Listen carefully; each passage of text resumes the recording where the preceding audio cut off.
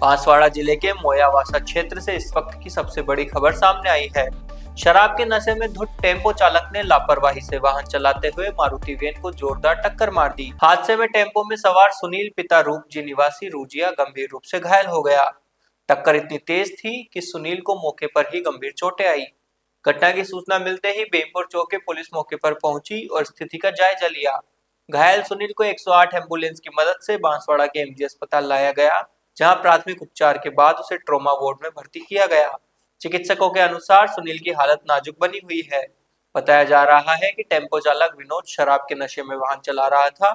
हादसे के बाद भी वह नशे की हालत में बार बार ट्रॉमा वार्ड में घुसने की कोशिश करता रहा, जिससे अस्पताल परिसर में हड़कंप मच गया। पुलिस मामले की जांच में जुटी है। उसके बाद किला में बेंगलुरु से आ रहे थे। मोया से मेरी आगाड़ी मारुति ने टक्कर मार दी। उसका पैर टूट गया है। क्या नाम है इसका? सुनील नाम है। पिता? रूपजी नाम है। गांव का नाम? गाँव रुजिया। एक्सीडेंट कहाँ हुआ? इससे मोया से की आगाड़ी कैसे हुआ? वो मोर पहले मारुति से हुआ। ये ऑटो में था? हाँ, वो ऑटो में था। ऑटो वाला